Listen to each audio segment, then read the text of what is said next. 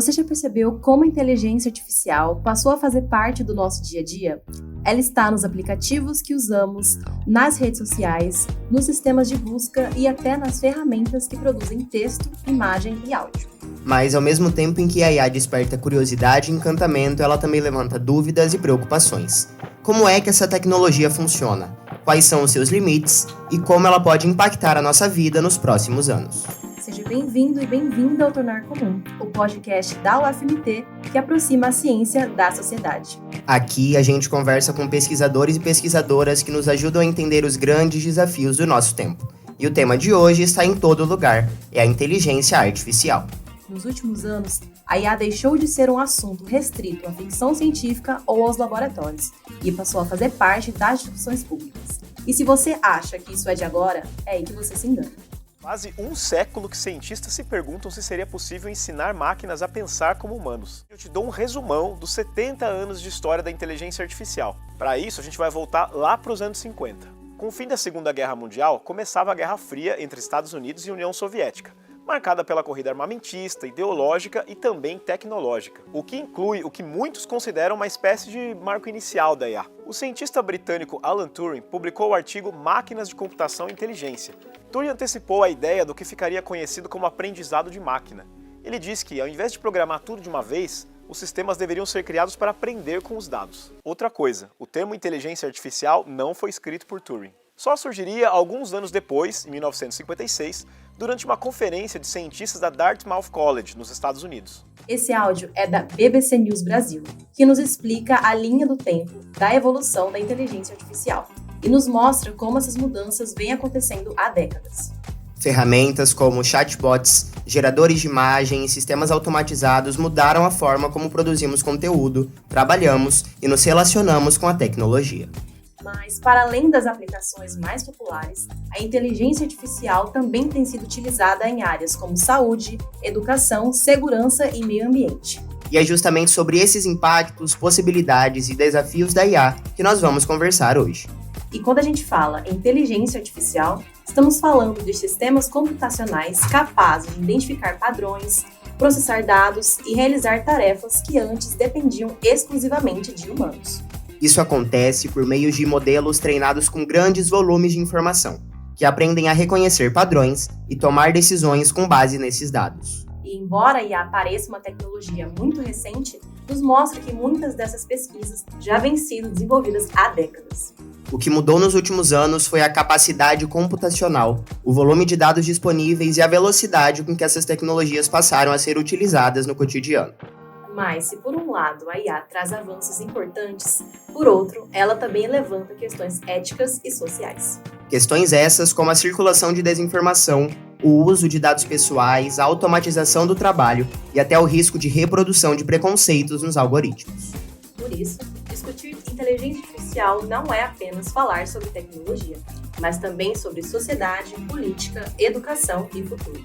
Em meio a tantas discussões, também é importante entender como a IA pode ser utilizada para produzir conhecimento e ajudar a resolver problemas reais. Para nos ajudar a entender esse tema, recebemos a professora doutora Josiane Silva de Oliveira, doutora em Administração pela Universidade Federal do Rio Grande do Sul, com estágio doutoral no Canadá e pós-doutorado na Fundação Getúlio Vargas. Atualmente, a professora Josiane atua na UFMT, onde desenvolve pesquisas nas áreas de políticas públicas, relações raciais e de gênero, ciências de dados e estudos organizacionais. Ela coordena o LAPEP, Laboratório de Pesquisas e Inovações em Políticas Públicas, Organizações e Sociedades, e também o ODARA, Observatório das Desigualdades Raciais e de Gênero. Além disso, a professora tem se dedicado a refletir sobre os impactos da inteligência artificial na produção do conhecimento, discutindo temas como colonialismo digital, automatização da escrita acadêmica e os desafios éticos das novas tecnologias. Então, bom, professora Josiane, seja muito bem-vinda ao Tornar Comum. Obrigada, gente. Eu que agradeço o convite de estar aqui nesse momento. E é isso, né? Para ajudar a compartilhar, a divulgar um pouco mais os trabalhos que a gente vem desenvolvendo aqui na UFMT, que eu acho que com certeza impacta ao cotidiano, à rotina, né? De Cuiabá, de Mato Grosso. Então, acho que é importante as pessoas também terem noção e terem acesso, né? Do que a gente vem desenvolvendo aqui dentro da universidade. Com certeza. E, professora, para começar, muita gente ouve falar em inteligência artificial todos os dias, mas ainda não entende muito bem o que ela é. Como você explicaria a IA de uma forma mais acessível para esse público? A IA, ela é uma tecnologia que vai nos ajudar, por meio de ferramentas, nos organizarmos socialmente.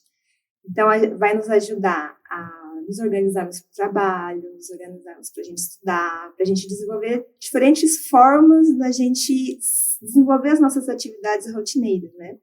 E aí, nesse sentido, a IA ela vai ser muito mais para a gente uma ferramenta do que qualquer outra coisa. Ela vai nos ajudar a automatizar esses processos do dia a dia, para que, em tese, a gente pudesse ter mais tempo livre, mais tempo para fazer outras atividades. Mas também a gente vê que, por ela ser uma ferramenta, a sua forma de uso é muito diversificada. E algumas vezes a gente começa a utilizar isso por meio de modelos, né, de trabalho, de organização, que muitas vezes vão mais trazer alguns prejuízos para a gente do que trazer vantagens também. Então, eu diria que a IA ela é uma ferramenta que vai nos ajudar a desenvolver as nossas atividades no dia a dia, mas se para o bem ou para o mal, depende da forma como a gente vai lidar com ela, né? Exatamente. E é nesse sentido que, nos últimos anos, a IA passou a fazer parte da vida das pessoas de uma forma muito rápida, né? O que você acha que mudou para que essa tecnologia ganhasse tanta visibilidade agora? Então, acho que uma coisa importante é justamente essa questão do tempo. Então, na maioria das vezes, a gente vai transferir uma responsabilidade ou transferir uma atividade para a inteligência artificial para a gente ganhar tempo, para a gente conseguir otimizar processos, ganhar produtividade. Então, tem toda essa dinâmica, né, de como que a gente vive a nossa relação com o trabalho, ela vai impactar dentro desse processo. E aí tem algumas implicações que são importantes para a gente, né? Então, para mim, que venho da administração, então tem dois fenômenos que são importantes para a gente. O primeiro, que a gente vai chamar de plataformização, que é quando a gente vai transferir o processo de trabalho, alguma atividade do nosso dia a dia, para ela acontecer ou ser mediada por uma plataforma. E tem um outro fenômeno que é importante para a gente, que na administração a gente vai chamar de algoritmização, que é a gestão mediada por algoritmos. E essas duas coisas, elas se articulam. Então, quando a gente vai para uma plataforma, por exemplo, para a gente pedir um transporte, para a gente pedir uma alimentação, alguma coisa, dentro dessa plataforma existem os algoritmos, que é aí onde a gente vai perceber efetivamente o uso da inteligência artificial, né? Então, na gestão mediada por algoritmos, que é o que a inteligência artificial vai trazer para a gente quanto um grande tema na administração, é a gente pensar como que, por exemplo, antigamente a gente tinha um gerente, né, que dava ordens para a gente, que estabelecia critérios, que distribuía o trabalho. Hoje em dia já não é isso que acontece, né? Hoje em dia, na maioria desses trabalhos plataformizados, que a gente vai chamar, esses critérios eles são estabelecidos pelos algoritmos, né, pela inteligência artificial. Então, isso vai ter uma série de implicações para a gente. Então, vamos pensar uma cena muito comum, né? Um jovem decide fazer um freela e ele decide que ele vai ser entregador. E aí, ele para a moto dele, abre o aplicativo e ele aceita uma corrida para fazer uma entrega.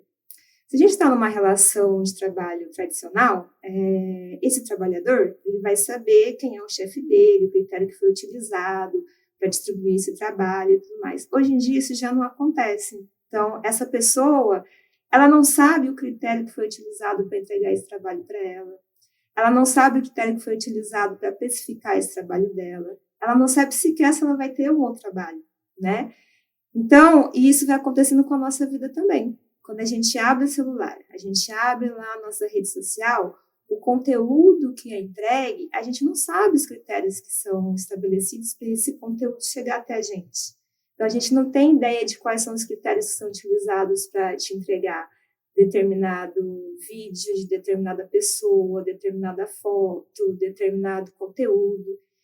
E aí isso vai gerando alguns problemas para a gente, né? Que é a disseminação de fake news e uma série de questões vinculadas a esse processo. A gente vai começar a ter que pensar sobre isso, né? E aí esse fenômeno a gente vai chamar de opacidade.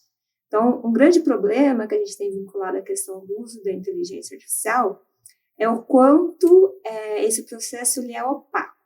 Ele é opaco por quê? Porque a gente não sabe efetivamente os critérios que são estabelecidos para que essa inteligência artificial faça essa gestão da nossa vida cotidiana, né? E isso vai ter uma série de implicações que são importantes a gente pensar, inclusive aqui dentro da universidade, né?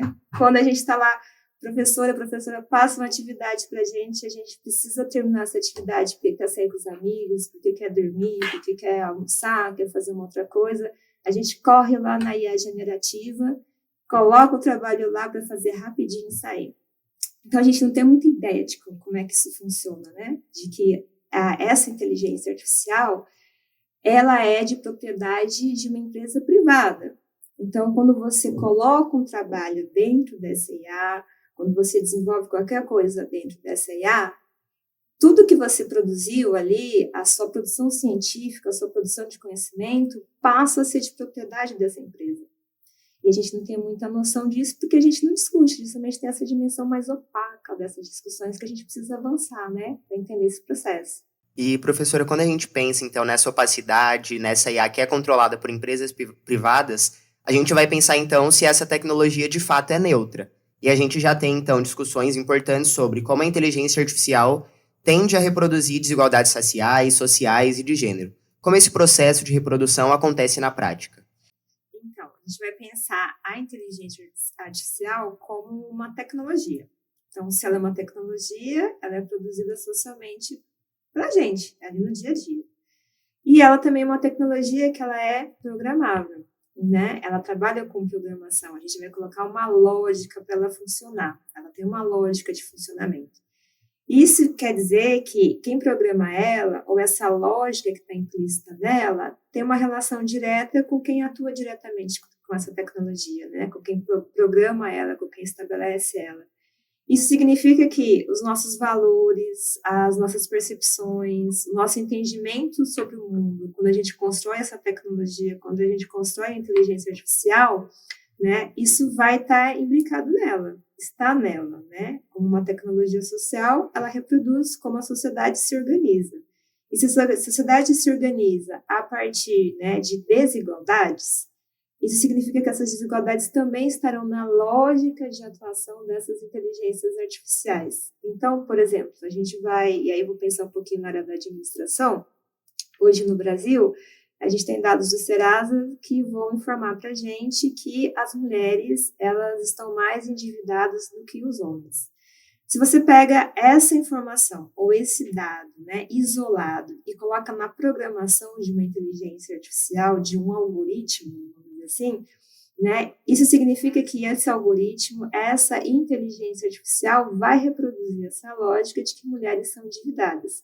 Isso nas instituições financeiras vão ter alguns impactos importantes. Então, por exemplo, a gente vai ter um processo de retração de crédito para as mulheres. Só que a gente sabe que as mulheres estão mais endividadas não é porque são mulheres, elas estão mais endividadas porque hoje também elas são, em sua grande maioria, a chefia dos lares, né? A maioria dos lares brasileiros hoje funciona e sustenta pelo trabalho da mulher. E tem outras questões envolvidas nisso também, por exemplo, no setor financeiro, que as mulheres, se a gente pegar dados do Banco Central, elas têm acesso a produtos de crédito que têm taxa de juros maiores, ao passo que homens vão ter acesso a produtos financeiros, a produtos de crédito que têm taxa de juros menor, né? Então, isso significa que essa organização, por exemplo, de como a gente vai pensar o sistema financeiro, a distribuição de crédito no país, que é um setor altamente automatizado e que a gente vai ter muitas tecnologias de inteligência artificial atuando nelas, em alguma medida, elas também estão reproduzindo essa lógica de desigualdade de gênero. E aí, nesse sentido, as mulheres, por exemplo, hoje são mais penalizadas porque elas vão ter acesso a produtos financeiros, a produtos de crédito que têm taxa de juros maiores. Então, será que não é uma hora da gente pensar uma inteligência artificial, uma plataforma financeira para o Brasil que vai problematizar isso, que vai conseguir cruzar esses diferentes dados e pensar como é que a gente pode pensar políticas de crédito, como é que a gente pode pensar produtos financeiros que sejam adequados à realidade das mulheres? Porque esses dados mostram para a gente que hoje o sistema financeiro ele é organizado para os homens, né? Eles vão ter acesso a esses produtos que vão ter mais rendimento financeiro, né? Então, isso é um problema que a gente vai ter que começar a mediar também. Outra questão importante é quando a gente vai pensar a questão racial. Então, também, né, qual que é o problema da inteligência artificial nas políticas de segurança pública? Então, parte significativa dessas plataformas ou dessas IAs dentro do campo da segurança pública, elas serão treinadas com dados que vão informar que a maioria da população encarcerada no Brasil é negra. Isso tem implicações diretas, por exemplo, nessas inteligências artificiais de reconhecimento facial. Então, a gente não é assim tão raro a gente observar, por exemplo, já aconteceu várias vezes aqui no Brasil, de um sujeito, um homem negro, que vai no estádio de futebol para ter uma tarde de lazer e sai de lá algemado porque a inteligência artificial, a câmera que capta as imagens naquele espaço, por meio dessa tecnologia de inteligência artificial, de reconhecimento facial, reconheceu um homem negro como sendo um homem infrator, como sendo um homem criminoso, né? E a gente já viu vários casos desses homens negros que saem presos de estádio de futebol. E é interessante dessa questão do reconhecimento facial e dessas tecnologias e a gente tem algumas histórias importantes, assim, e aí eu vou falar no campo do marketing, assim, né? Que todo mundo aqui que já foi ao shopping center, alguma loja dentro desse espaço, tem aquelas, quando a gente vai lavar a mão, que ela vai reconhecer a presença da mão, e aí vai cair o sabonete, vai reconhecer a presença da mão para cair a água. Então, a gente tem alguns relatos na literatura que quando essas primeiras tecnologias, elas foram estabelecidas, né, eram tecnologias que não reconheciam a pele negra. E as pessoas negras, para poder, por exemplo, conseguir lavar a sua mão dentro desses espaços, ela tinha que mostrar a palma da mão, que é mais clara, para poder ter acesso ao serviço básico, que é lavar sua mão ali após usar o banheiro. E aí tiveram muitos estudos sobre isso, evidentemente as tecnologias elas foram avançando nesse sentido, mas aí a gente observa essa questão de como que a tecnologia ela foi avançando. Na medida que a gente reconheceu que a tecnologia, a forma que ela foi estruturada, ela reproduz essa lógica de desigualdade, nesse caso é o racismo, e aí isso tem uma implicação importante para a gente pensar que uma estrutura que é tudo isso que a gente vai chamar de uma estrutura inteligente, toda automatizada, impediu uma pessoa negra de lavar suas próprias mãos, né? Então, quando a gente vai pensar nesse processo de automatização e de uso de inteligência artificial, a gente vai precisar recorrer a esses estudos, entender como é que essas tecnologias funcionam, para a gente não impedir com que pessoas, no seu dia a dia, passem por situações de constrangimento, que é não poder ir a um espaço de lazer, ou não poder lavar as mãos, porque a tecnologia que é utilizada ali, ela reproduz de uma forma muito veemente essa questão racial. E aí a questão racial é muito marcada nessa dimensão da tecnologia, tanto na dimensão do reconhecimento facial, quanto esses outros tipos de tecnologia, né? Então, nós precisamos estar muito atentos nisso no dia a dia, porque nós somos pessoas adultas e minimamente a gente vai ter algum jogo de cintura para lidar com essa rotina. Agora, você imagina uma turma de crianças que um dia vai passear no shopping para ir numa atividade escolar e aí todas as criancinhas conseguem lavar a sua mão e só a criancinha negra não. O impacto que isso vai ter na infância da criança, esse tipo de situação, né? Então, são situações muito delicadas que a gente precisa desnaturalizar e tornar comum, né? Tornar comum esses debates sobre inteligência artificial, para que as pessoas também desenvolvam protocolos e a gente também saiba como lidar com essas situações no dia a dia. Então, esse letramento digital ele não deve acontecer somente com quem produz essa tecnologia. E o letramento digital ele tem que estar no nosso dia a dia para justamente a gente saber lidar com essas situações, né? Numa situação dessa, quando a gente tem, evidentemente, uma situação de erro da inteligência artificial, de reconhecimento facial, o que a gente faz com isso? Então, a gente não sabe lidar com isso, né? Então, a gente vai precisar também desenvolver protocolos, desenvolver elementos, né, procedimentos no qual a gente também coloca a inteligência artificial em escrutínio. Porque a gente está caminhando para um processo de entendimento de que a inteligência artificial dá a última palavra, de que a tecnologia dá a última palavra. E aí, até semana passada, acho que foi o ex-ministro, agora aposentado do STF, o ministro Barroso, ele falou uma frase bem interessante. Ele falou assim: as pessoas têm direito a uma decisão tomada por uma pessoa humana, né? E a gente tem direito a isso também. Então, para os estudantes, né, que estão escutando, né, esse podcast, o seu professor, a sua professora tem direito, né, a ler o seu trabalho escrito de uma forma humana. Os alunos têm direito a ter uma atividade, uma aula produzida por uma pessoa humana. Então, isso é um direito humano, o direito da gente se relacionar. A tecnologia ela vai ser uma mediação, ela não é o fim. E, professora, falando ainda sobre essa reprodução de lógicas, né? Você também discute a ideia de colonialismo digital, ou seja, como muitas dessas tecnologias são produzidas a partir de lógicas e interesses do norte global. Quais os impactos disso para países como o Brasil? São impactos importantes, assim, né, que inclusive a gente está vivendo esse debate contemporaneamente, assim. Então, aí vamos começar pelo conceito, né, essa noção de colonialismo de dados, colonialismo digital, por que isso é importante. Então, vamos pensar que antigamente, quando, né, o Brasil foi colonizado, se tinha um processo de expropriação de terras, né, de chegar aqui e plantar cana-de-açúcar, né. Então, você tinha vários ativos vinculados a essas commodities, né. Hoje, a gente tem que pensar que essa extração é uma extração de dados. Então, por exemplo, quando a gente tem no Brasil uma grande empresa que plataformiza, por exemplo, os nossos deslocamentos pela cidade. Então, imagina quanto que essa empresa ela tem de dados e ela sabe, por exemplo, hoje, qual é o horário que as pessoas que residem em Cuiabá mais saem de casa, para onde que elas vão, como que elas circulam, né? Para quais regiões da cidade as pessoas mais se deslocam no domingo, no sábado. Então, isso são dados muito valiosos. Imagina hoje se você vai abrir um bar, né? Se você tem de posse, você tem essas informações na sua posse, né? De saber onde que as pessoas mais se deslocam, o que elas fazem, o que elas comem, né? Então, isso é importante porque, na medida que essas empresas têm esses dados, elas também vão conseguir fazer isso que a gente estava conversando de algoritmização, que é a gestão mediada por algoritmos. Então, ela vai começar a fazer a gestão da cidade. Por quê? Porque ela que vai determinar, por exemplo, o preço das corridas.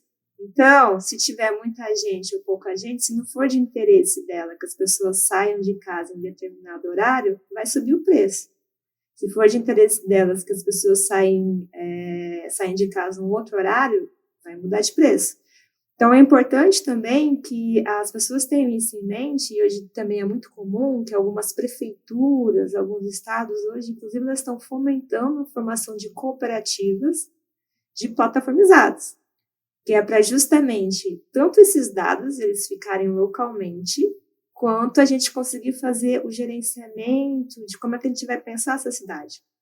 A gente observa muito essa dimensão do colonialismo digital, do colonialismo de dados, aí tem dois pesquisadores que são bem importantes nesse debate no Brasil, que é o Davidson Faustino e o Walter Leopold, mas também a gente tem uma grande pesquisadora no Brasil, que é a Naira Neves, lá da GV também, que vai fazer essa discussão.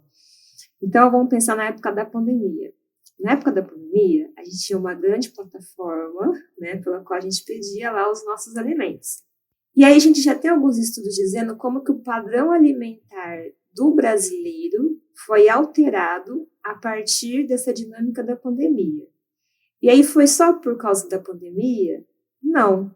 Foi porque você tinha uma gestão do algoritmo ali, né, o algoritmo fazendo uma gestão do que a gente vai comer no nosso dia a dia.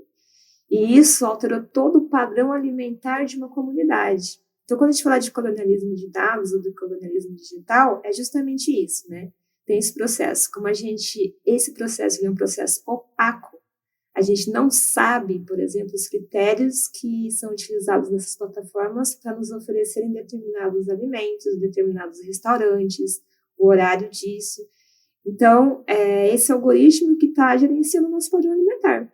Então, significa que se essa empresa ela não é uma empresa cuiabana, ela não é uma empresa matogrossense, ela não é uma empresa brasileira, significa que empresas estrangeiras, hoje no Brasil, estão fazendo gerenciamento, né, e influenciando o que a gente come, como que a gente come, os horários que a gente se alimenta, e estão fazendo gerenciamento de como a gente se desloca na cidade. Olha o perigo disso, né? Isso são coisas só do dia a dia. Quando a gente faz a opção, então, de fazer o consumo nessas plataformas, a gente não tem ideia disso. A gente acha que a gente está só pedindo um lanche, mas não é. A gente está transferindo os nossos dados sobre a nossa alimentação para essas empresas. E aí vai para a alimentação, e aí vai para o transporte, e aí vai para a saúde, que é outra questão importante, né? Então, por exemplo, eu sempre tive uma questão com anemia. Assim, estava ali baixo e também tinha uma alteraçãozinha ali nas células brancas, né, do sangue.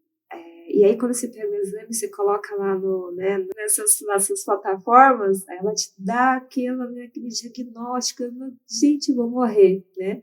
Aí eu cheguei à médica, não, é que pessoas negras têm essa característica no sangue. Então, como os laboratórios no Brasil, os indicadores, eles são feitos a partir de dados que são de pessoas brancas, europeias, que estão nesse eixo, esse é o padrão que a gente utiliza, mas essa não é a realidade brasileira. A realidade brasileira, a gente tem uma influência muito grande de pessoas vindas da África, pessoas negras e pessoas dos povos originários, indígenas, né? E isso tem as implicações também no nosso organismo. Então, você imagina, você recebe um exame de sangue, você não tem acesso a esse tipo de informação, você vai lá, pega esse exame de sangue, coloca numa IA dessa, meu Deus, o que está acontecendo comigo, né? E a IA foi treinada e ela vai reproduzir essa lógica do racismo, do sexismo, então isso vai gerar uma série de desinformação que vai impactar demais no nosso processo, né?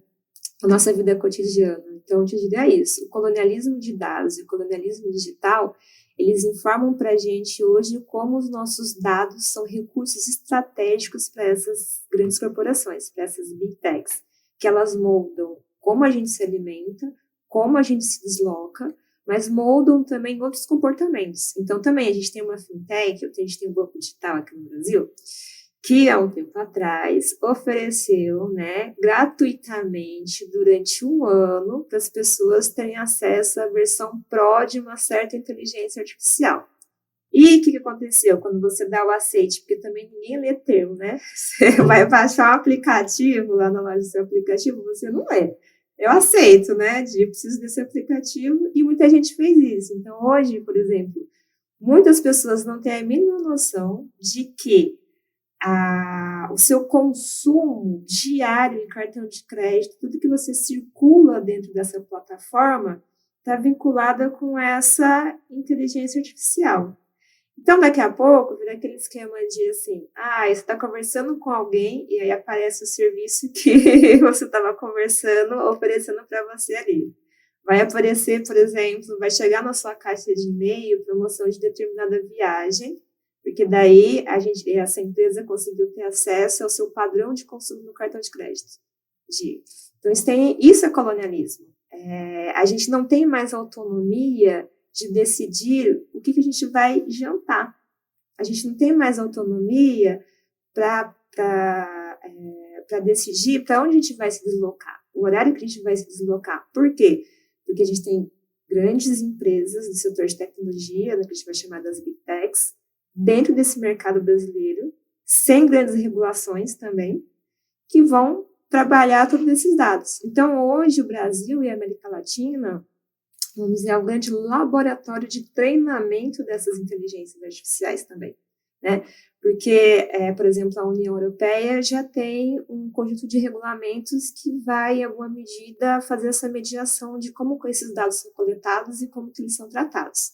E as pessoas minimamente têm acesso à informação. Mas a gente não sabe, né? Quando você abre o aplicativo e pede um lanche, você não sabe o que a empresa faz com esse dado. Como que ela coleta, como que ela armazena. E isso é muito mais perigoso, por exemplo, nas redes sociais, né, com questão de crianças em rede social, né? A gente também teve um debate recente sobre isso. Então, o colonialismo de dados e esse colonialismo digital ele vai informar justamente isso.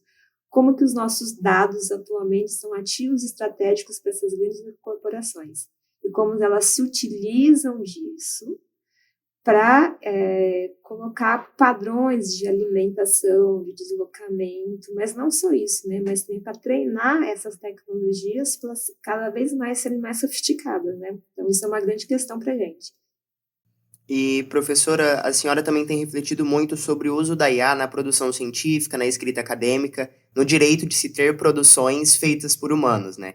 Como você enxerga, então, mais especificamente, o uso de ferramentas como o ChatGPT nessas universidades, nessas produções? Então, acho que daí tem um debate que é importante, que são os tipos de inteligência artificial. Então, a gente tem inteligências artificiais, vamos dizer assim, que elas nos ajudam bastante no dia a dia acadêmico. Mas por quê? Elas foram concebidas para isso, foram treinadas para isso, e elas são estruturadas para isso. O grande problema é quando a gente pega, por exemplo, o ChatGPT e acha que ele vai escrever um artigo para a gente. Então, não, ele não foi pensado para isso, ele não é utilizado para isso, ele foi, em alguma medida, às vezes, adequado, né? Então, acho que esse é um primeiro grande debate, assim, que a gente precisa fazer. Que existem tecnologias que são muito boas, mas elas são muito boas porque elas foram concebidas, estruturadas e treinadas para a área da ciência. Essas outras tecnologias, o objetivo delas são outras. Inclusive, a gente tem tecnologias nacionais. Então, por exemplo, a gente vai ter a Maritaca, que é como se fosse um ChatGPT, só que é nacional, é brasileiro. Então, por que ao invés de a gente usar o ChatGPT, a gente não busca as IAs que são produzidas no Brasil, treinadas na língua portuguesa, pensadas para isso? Então, isso é uma coisa importante, isso é um debate importante para a gente também fazer, né? A gente tem vários coletivos que vêm desenvolvendo essas tecnologias, então isso é uma coisa importante. O outro ponto, que aí está no campo do letramento, né, da gente entender. E o outro ponto importante é a gente pensar que IA na academia não é para terceirizar uma responsabilidade que é nossa. A IA no trabalho científico, ela serve para a gente automatizar coisas que são automatizáveis. Pensar não é automatizado. Inteligência artificial não tem CPF. Então, quando a gente faz algum tipo de produção acadêmica que vai utilizar de inteligência artificial e a gente não fala sobre isso, a gente não faz declaração de uso, a gente tem que pensar que qualquer coisa em relação a plágio, invenção de dados e tudo mais, a gente que responde, né? A IA ela não tem CPF, não é um sujeito, então isso que é uma coisa importante. A grande questão é qual que é o lugar da IA na produção científica. Ela tem o lugar de nos ajudar e a sofisticar a nossa produção, ou a gente quer terceirizar esse processo. A gente quer terceirizar responsabilidades que são nossas, processos que são nossos. Então, isso é uma coisa importante para a gente fazer, né? Porque senão, daqui a pouco, a gente vai ter IA escrevendo artigo, IA revisando artigo e IA publicando artigo. E aí, onde que a gente fica nesse lugar? Então, esse é um processo importante para a gente pensar qual que é o lugar que a gente quer da inteligência artificial na nossa produção de conhecimento, né? E aí tem algumas questões também, isso, quanto mais a universidade ela vai sendo precarizada e quanto mais a vida dos nossos estudantes também vai sendo precarizada. Porque não é razoável um estudante ter que levantar às 6 horas da manhã, pegar 2 ônibus, trabalhar o dia inteiro, chegar aqui na universidade, ter que estudar 3, 4 horas, retornar, pegar 2 ônibus de volta, muitas vezes sem jantar, né? Ele vai chegar em casa meia-noite, 1 hora, tem que acordar 5, 6 horas no outro dia. Como que a gente vai esperar com que esse aluno, esse estudante que tem uma dedicação para a universidade, se não tem condições para isso? Se quer o transporte público da cidade, se quiser a dinâmica da cidade possibilita ele ter tempo para isso, né? Então, esse é um debate importante que a gente precisa fazer, que está relacionado com essas outras dimensões da vida. Então, acho que tem 2 pontos importantes aqui na minha fala. Primeiro, essa dimensão do letramento digital. da gente entender quais são, de fato, as ferramentas de inteligência artificiais que são científicas, que foram pensadas e treinadas para isso, como é que a gente vai utilizar isso. E um outro ponto qual que é o lugar da inteligência artificial na nossa produção científica. Será que a gente está querendo terceirizar responsabilidades que são nossas, ou será que a gente está querendo sofisticar o nosso trabalho? Ou sofisticar não, né? A gente terceirizar essas responsabilidades. E aí o Brasil tem, né, um Plano Nacional de Inteligência Artificial, que está justamente pensando em todos esses processos, que a gente também precisa popularizar isso, né? As pessoas precisam ter acesso às ferramentas que têm sido patrocinadas de desenvolvimento do governo brasileiro para esse avanço. Então, acho que isso é um debate importante. E aí, do ponto de vista da questão didática, a gente começar a repensar a avaliação dos trabalhos, né?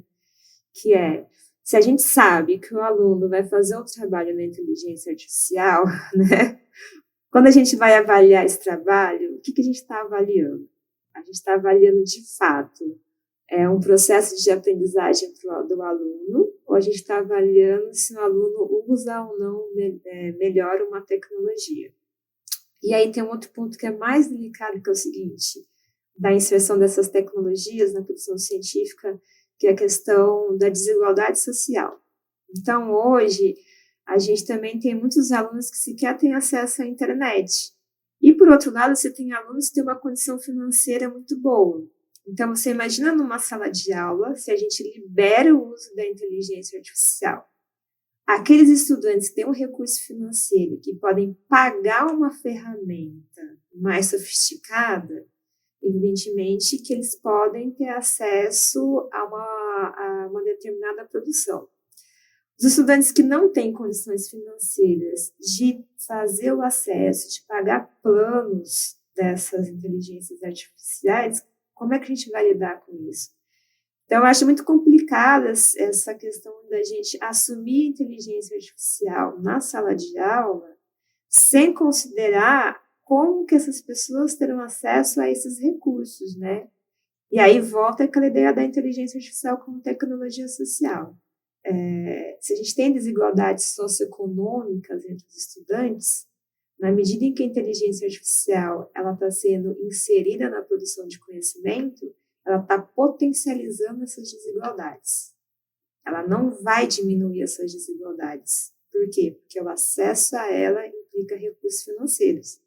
E aí, como é que a gente vai fazer essas mediações, né? Então, isso é um processo muito complexo que a gente tem que começar a pensar e a discutir também. Não é só incorporar a IA no processo pedagógico. É a gente pensar como isso acontece e os impactos que isso vai ter nessa realidade, não só do produto final do trabalho, mas o quanto que isso potencializa ainda mais a desigualdade financeira e socioeconômica entre os nossos estudantes mesmo, né? Então, esse é um desafio muito grande para a gente. Certo. E quando a gente fala sobre essas IAs, muitas vezes o debate fica restrito a questões técnicas, né? Mas você tem uma trajetória que aproxima a tecnologia das políticas públicas e questões sociais também. Porque é importante que essa discussão também envolva a diversidade e justiça social.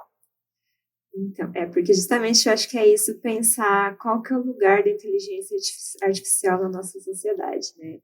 Ela vai ser utilizada para a gente mediar dissensos e pautar consensos, ou a gente vai utilizar ela nessa lógica de potencializar essas desigualdades, né? Então, pensar políticas públicas, pensar inteligência artificial e pensar essa questão das desigualdades é pensar como que o Estado brasileiro, e a gente como sociedade, pode desenvolver políticas que garantam acesso a tecnologias de uma forma menos desigual, né? Para que a incorporação dessas tecnologias na sociedade, ela não potencialize essas desigualdades, né? É pensar como é que as mulheres também possam programar, é pensar também como pessoas negras, pessoas indígenas possam usar essas tecnologias como uma ferramenta de proteção social, não de potencializar desigualdades, né? Então, esse é um debate que eu tenho feito assim, nas pesquisas, que eu tenho feito nas disciplinas também, quando eu vou ofertar, especialmente na pós-graduação, né? Por exemplo, ontem mesmo eu estava ministrando aula para uma turma de doutorado em administração, e aí também eu cansei de ler artigo final de disciplina de IA, então eu peço para eles desenvolverem algum tipo de ferramenta. Aí teve uma aluna que ela desenvolveu uma ferramenta bem interessante, assim, com inteligência artificial, que ela, sobre essa questão da misoginia. Então, ela pegou várias trends, assim, da internet, e aí a pessoa assiste a trend, e aí ela sinaliza, né? Se ela ri muito, ri pouco, isso não tem graça. Aí, na medida em que você vai clicando nas respostas, lá no final, ela faz uma indicação de texto para você ter acesso à informação, por que isso é misoginia, por que não é. Então, são essas coisas da política pública, né? Da gente tornar acessível as tecnologias como uma ferramenta da gente fazer enfrentamento às desigualdades, e não da gente potencializar as desigualdades, né? Então, por exemplo, essa foi uma ferramenta bem interessante, que depois a gente conversou para a gente disponibilizar com o uso de inteligência artificial, que a gente consegue fazer na sala de aula e que a gente consegue levar para as escolas, para os estudantes desenvolverem. Então, eu acho que aí entra muito a política pública, né? De transformar isso efetivamente em mecanismos de enfrentamento das desigualdades. E entra também esse debate, como que a gente vai incorporar a inteligência artificial na sala de aula? Acho que é justamente desafiar os estudantes a pensar o seu uso de uma forma responsável, que é justamente isso. Você vai querer fazer, você quer fazer o uso da IA? Quer. Então, vamos fazer isso de uma forma responsável? De como é que a gente vai produzir coisas aqui que vão efetivamente enfrentar essas desigualdades. Então, acho que isso também é uma coisa importante na produção de conhecimento, né? Fazer esse desafio também da gente, como a gente vai deslocar esse lugar da IA, somente da tecnologia, como se ela fosse neutra, para a IA como uma tecnologia de enfrentamento de desigualdades. E a gente tem outro modelo de negócio, outro modelo de sociedade que ajuda a gente a avançar nesse debate. E, professora, pensando no futuro, como você imagina a relação entre sociedade e inteligência artificial nos próximos anos? Então, acho que é algo em aberto, né? Não sou fatalista nem otimista, talvez um otimismo trágico, não sei, né?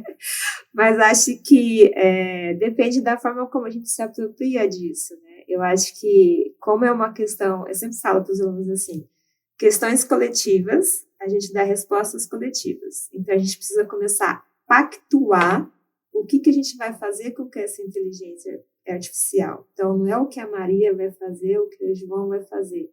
É o que Cuiabá vai fazer com isso. O que Mato Grosso fará com isso. A gente precisa ter um projeto de país, um projeto de cidade, um projeto de estado, um projeto de universidade que delimite esse lugar. Então, eu acho que essa resposta depende muito disso, assim, né? Do projeto que a gente tem. E aí o Krenak, né, teve aqui essa semana na universidade, e eu sempre uso uma frase dele, uma discussão dele que é muito interessante para a gente, assim, que é pensar. Uma das piores coisas que as pessoas podem fazer com a gente é roubar, tirar da gente a nossa capacidade de sonhar. É tirar da gente a nossa capacidade de imaginar uma outra sociedade.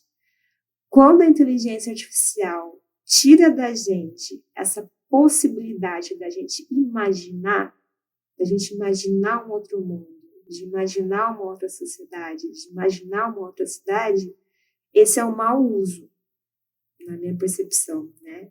A inteligência artificial, essas ferramentas de tecnologias, elas precisam ser incorporadas na nossa vida para potencializar a nossa capacidade imaginativa. A gente pensar que, junto com a IA, a gente pode construir uma Cuiabá melhor, a gente pode construir uma FMT melhor e a gente pode ter um projeto de Brasil melhor. Aí a gente vai ter efetivamente isso de uma forma integrada mais saudável. Então, eu diria para você isso, assim, né? Como que eu vejo a sociedade com a inteligência artificial? No meu mundo, no meu sonho, né? É isso, é pensar que as tecnologias possibilitam e devem possibilitar a gente imaginar né? A gente acordar todo dia e imaginar que uma atrocidade ela é possível. A gente não pode deixar a inteligência artificial roubar da gente esse bem tão precioso que a gente tem, que é da gente sonhar, que é da gente imaginar. Então, acho que para quem está ouvindo, né, eu diria para vocês assim, né, quando uma das principais coisas que vocês vão perceber se a inteligência artificial está fazendo mal ou não à sua vida, é você parar e pensar, eu ainda consigo imaginar coisas, criar coisas sem acessar o ChatGPT? Se a resposta for sim, acho que a gente está fazendo um bom uso da tecnologia. Mas se a gente não conseguir sonhar, nem imaginar e nem pensar um outro mundo, sem a gente ir lá colocar um prompt, aí eu acho que tem um problema, né? Bem importante. Então, acho que eu pensaria essa frase do Krenak, assim, né? Não deixe a inteligência artificial roubar de vocês a capacidade de imaginar, de sonhar, né? Acho que ela deve potencializar isso, não roubar isso da gente. Isso é uma coisa importante pra gente. Excelente, professor. E agora, para finalizar, a gente vai para o nosso jogo rápido, que é o Tornar Comum Quer Saber. Funciona com perguntas e respostas rápidas. Primeiramente, a ciência precisa de compromisso social. Para uma IA mais justa, precisamos de possibilidades de sonhar, de imaginar. Uma área em que a ciência ainda precisa avançar muito é? Todas. Porque a ciência, e às vezes a gente pensa ciência compartilhada, mas a ciência é o... O que é ciência? É tornar comum conhecimento, né? Então, todas. E o que você gosta de fazer quando quer se desconectar das telas e da tecnologia? Eu gosto de conhecer os pontos turísticos do estado de Mato Grosso. Estou aqui faz só um ano, é recente, então, para mim, cada cidade ainda é uma descoberta, cada comida, né? Então, o que eu gosto, assim, eu tô gostando muito de conhecer o estado, né? Esse outro estado, para além da soja, para além da agricultura. A gente tem muitas coisas bem legais, assim, no estado, que é o meu hobby, o que eu gosto de fazer agora. E, bom, professora, muito obrigado pela conversa. Agora a gente deixa o nosso espaço final para sua mensagem em redes sociais.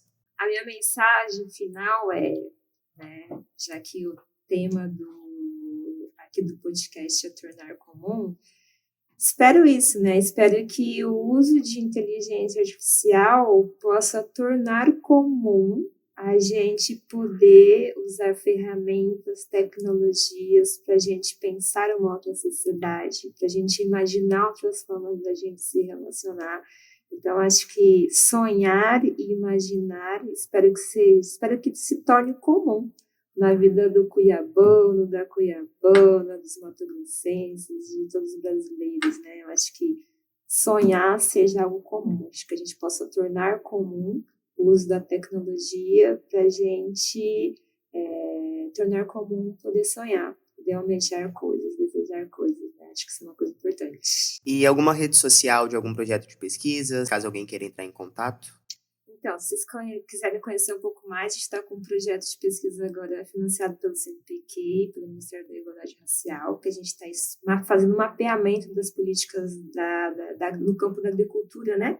A gente mapear essa questão de desigualdade de gênero e de raça no campo da agricultura. Então, se vocês quiserem conhecer um pouco mais, é @lapep, que é o Laboratório de Pesquisas e Inovações em Políticas Públicas, Organizações e Sociedade.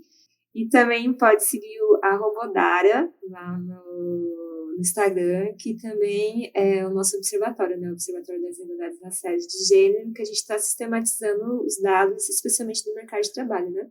Das desigualdades, especialmente em relação às mulheres, pessoas negras, indígenas, né, dos povos originários aqui no nosso estado, aqui na nossa cidade. Então, fique à vontade para seguir e conhecer um pouquinho mais do nosso trabalho por lá. Perfeito, professora. Hoje a gente entendeu que a inteligência artificial vai muito além das ferramentas que usamos no dia a dia.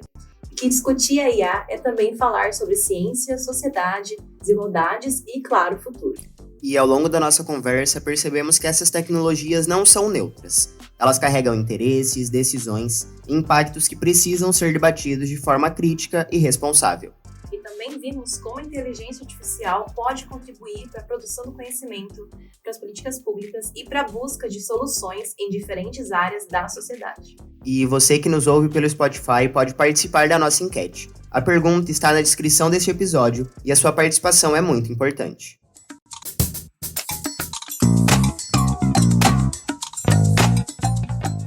E se você gostou deste episódio, já sabe.